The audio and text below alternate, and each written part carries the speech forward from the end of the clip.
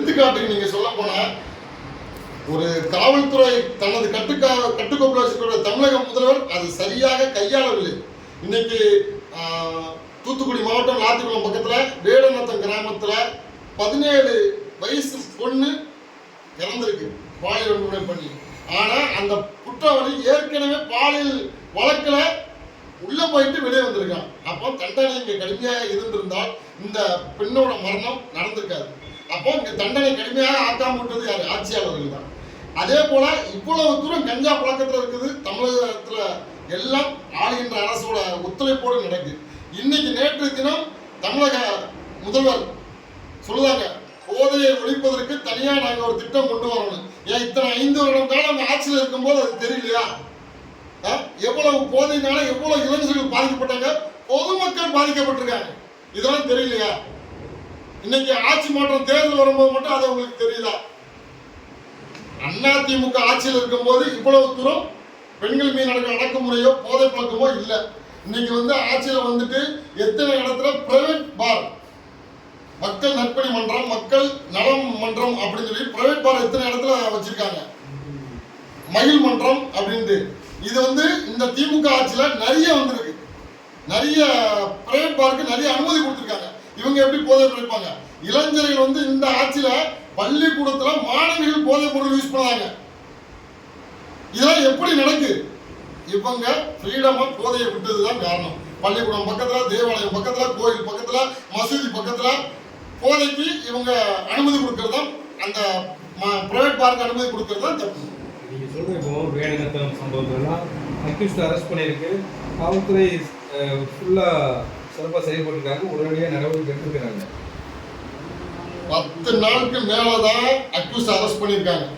அந்த அக்யூஸ்ட இதுக்கு முன்னாடி அவன் பாலியல் வழக்குல கைதாக இருக்கும் போதே அவனுக்கு கடுமையான தண்டனை கொடுத்திருந்தால் இந்த பெண் இறந்திருக்க மாட்டாங்க. இதை ஏன் செய்ய தவறுகிறது அரசாங்கம்? இதுதான் ஒரு பெண் பிள்ளை மேல கை வைக்கணும் ஒரு எண்ணம் எவனுக்கு வரக்கூடாது. உடனடியாக அவனுக்கு தண்டனை வழங்குங்க, கடுமையான தண்டனை, தூக்கு தண்டனை கூட வழங்குங்க, என்கவுண்டர் கூட பண்ணுங்க. யாரும் உங்களுக்கு எதிராக யாரும் ஒன்றும் செய்யப்படுறதில்ல. இது பெண்கள் பாதுகாப்பா இருக்கக்கூடிய மாநிலமா எல்லாரும் சொல்லுதாங்க. எங்க பெண்கள் பாதுகாப்பா இருக்காங்க? ஒரு பாமர மக்கள் வீட்டு விட்டு வெளியேறதுக்கு பயப்படுறாங்க. இங்க கஞ்சா பழக்கம் அவ்வளவு தூரம் இருக்கு. எப்ப என் வீட்டு பக்கத்துல வச்சு தண்ணி அடிக்காதுன்னு சொன்னா கோவில்பட்டி பக்கத்துல அவனை வீட்டு ஓனரை வெட்டி போட்டாங்க, தண்ணி அடிக்க கூடாதுன்னு சொன்னதுக்கு. இன்னைக்கு அவங்க வெளியே வந்துட்டாங்க. அப்போ சட்டம் எவ்வளவு தூரம் சீர்லிருந்து போயிருக்குன்னு பாருங்க. இப்போ நீங்க அதிமுகவோட முழு ஆதரவு சொல்லியிருக்கீங்க. நீண்ட காலம் உங்களோட கோரிக்கைகள் பல இருக்குது, அதுக்கான போராட்டங்களும் முன்னெடுத்துருக்கீங்க. இதை நீங்க எடப்பாடிகிட்ட முன் வச்சிருக்கீங்களா? உங்களுக்கு என்ன உத்தரவாதம் கொடுத்துருக்காங்க? என்ன அடிப்படையில் அவங்களுக்கு நீங்கள் ஆதரவு தெரிவிக்கிறீங்க? எங்களுடைய கோரிக்கையை நாங்கள் அனைத்து இந்திய அண்ணா திராவிட முன்னேற்ற கழகத்தின் பொதுச் செயலாளர் புரட்சி தலைவர் ஐயா எடப்பாடி பழனிசாமி கிட்ட வச்சிருக்கிறோம். எங்களுடைய கோரிக்கை அவங்க செய்து தருவாங்கன்னு நம்பிக்கை இருக்கு. முக்கியமாக மக்கள் விரோத ஆட்சிக்கு முடிவு கட்ட வேண்டும், மக்கள் விரும்பக்கூடிய ஆட்சி நிறைவேற்ற வேண்டும் என்ற ஒரே நோக்கத்தோடு தான் நாங்கள் ஆதரவு கொடுத்துருக்குறோம்.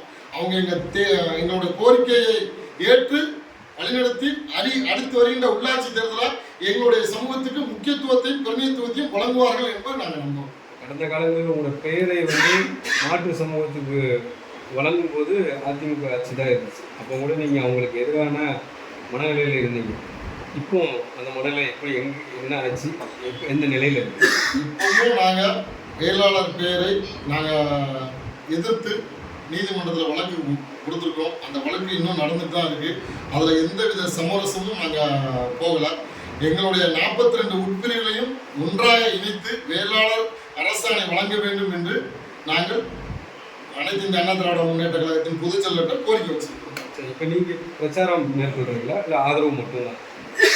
ஆதரவு நிலைப்பாடு மட்டுமல்ல, சுமார் 100 தொகுதிக்கு மேல அனைத்து இந்திய அண்ணா திராவிட முன்னேற்ற கழகத்தின் தலைமையில் இருக்கக்கூடிய கூட்டணி கட்சி வேட்பாளர்கள் வெற்றிக்காக நாங்க கிரவுண்ட் பண்ணுவோம். திமுகவோட தேர்தல் வாக்குறுதியெல்லாம் நீங்க பார்த்துருக்கீங்க.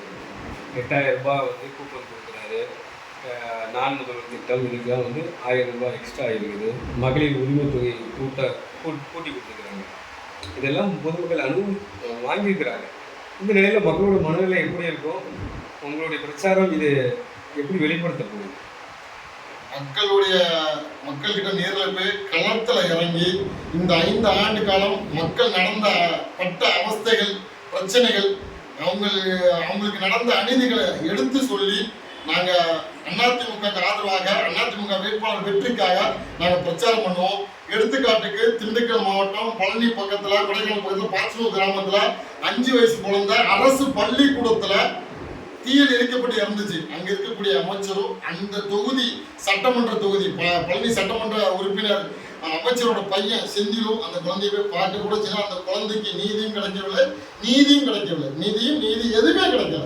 இத்தனைக்கும் அந்த வழக்கை சிபிசிஐடிக்கு மாத்தினாங்க. எந்தவித தீர்வு, எந்தவித நியாயமும் கிடைக்கல. இவங்க திமுக ஆட்சியில் எத்தனையோ வழக்குகள் மறைக்கப்பட்டு தான் இருக்கு, குற்றவாளியை கண்டுபிடிக்கவே இல்லை. இதே போல எத்தனையோ வழக்கு திருவாரூர் மாவட்டம் தஞ்சாவூர் பக்கத்துல ஆடு மேய்க்க போன ஒரு லேடி பாலியல் படி இறந்துட்டாங்க. என்ன நடந்துச்சு? ஒன்றும் நடக்கல. அதனால இதே மாதிரி நிறைய குற்றச்சாட்டுகள் இருக்கு. எத்தனையோ மக்கள், அரசு ஊழியர்கள், டீச்சர்ஸ், நர்ஸ், எத்தனை பேர் களத்துல இறங்கி போராடினாங்க. விவசாயி, இதுக்கெல்லாம் இந்த அரசு என்ன செஞ்சது? உரிமைக்காக போராடுபவர்கள் மீது அடக்குமுறை தான் நடந்தது. திராவிட முன்னேற்ற கழகம் என்ன அந்த கோரிக்கை எதுக்கு நீங்க போராடிகள் கூப்பிட்டு எதுவும் பேச்சுவார்த்தை பண்ணாங்களா? எதுவுமே கிடையாது. மக்கள் கண்டிப்பாக மக்கள் விரோத ஆட்சிக்கு முடிவு கட்டுவார்கள். பணத்தை நம்பி, இலவச திட்டங்களை நம்பி திராவிட முன்னேற்ற கழகம் வருகின்ற தேர்தலை சந்திக்கிறது.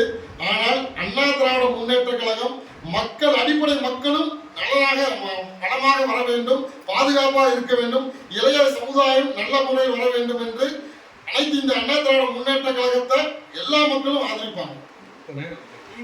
புதுசா களத்துல இப்போதைக்கு இளைஞர்கள் பெரிய ஆர்வத்தில் இருக்காங்க. அவர் ஒரு மிகப்பெரிய ஒரு நடிகர், முக்கியமான நடிகர். இன்னைக்கு களத்துல இறங்குனது கண்டிப்பாக ஒரு ஒரு வழியில ஒரு ஓட்டை பிரிப்பாங்க. இளைஞர்களோட ஒரு ஆசை, நடிகர் நமக்காண்டி வந்திருக்காங்க, ஒரு மாற்றத்தை தருவாங்க, ஓட்டை பிரிப்பாங்க. ஆனா அது எந்த விதத்திலும் அனைத்து இந்த அண்ணா திராவிட முன்னேற்ற கழக வெற்றிக்கு அது எங்களுக்கு பாதிப்பு கிடையாது. அது திராவிட முன்னேற்ற கழகத்துக்கு பாதிப்பா இருக்கலாம். அனைத்து இந்த அண்ணா திராவிட முன்னேற்ற கழகத்தோட வெற்றி அனைத்து மக்களும் விரும்புறாங்க. இந்த முறை ஒரு சமூகத்தை சார்ந்த வேட்பாளர்கள் அதிகமா திமுகவும் சரி அதிமுகவும் சரி அதிக அளவில் அவங்களுக்கு இடம் கொடுத்துருக்காங்க. உங்களுக்கே தெரியும் இந்த சமூகம். அந்த நிலைப்பாடை நீங்க எப்படி பார்க்குறீங்க? இந்த திருப்பு அனைத்து இந்திய அண்ணா திராவிட முன்னேற்ற கழகத்தின் பொதுச் செயலாளர், எதிர்கால முதல்வர், புரட்சி தமிழர் ஐயா எடப்பாடி பழனிசாமி அவர்களுடைய வேட்பாளர் அணுகுமுறை எங்களுக்கு ரொம்ப பிடிச்சிருந்தது. காரணம், அம்மா பாணியில் ஏழை தொண்டனும் கட்சிக்காக உழைக்கக்கூடிய கீழ்மட்ட தொண்டனும் உறுப்பினராக ஆகலாம் என்று அண்ணன் புரட்சி தமிழர் எடப்பாடி பழனிசாமி அறிவிச்சிருக்காங்க. இது உண்மையில் எங்களுக்கு ஒரு மகிழ்ச்சியாக இருக்கு. அம்மா பாணியை அப்படியே எடப்பாடி பின்பற்றிருக்காங்கன்னு. நிறைய அமைச்சருக்கு கொடுக்கல, இந்த அளவுக்கு சீட்டு வழங்கலாம். அதனால குறிப்பிட்ட சமூகத்துக்குன்னா இங்க எந்த சமூகம் என்கிறத தாண்டி அனைவரையும் சமமா மதிக்கிறாங்க என்பதை நாங்கள் ஏற்றுக்கொள்கிறோம். சரி.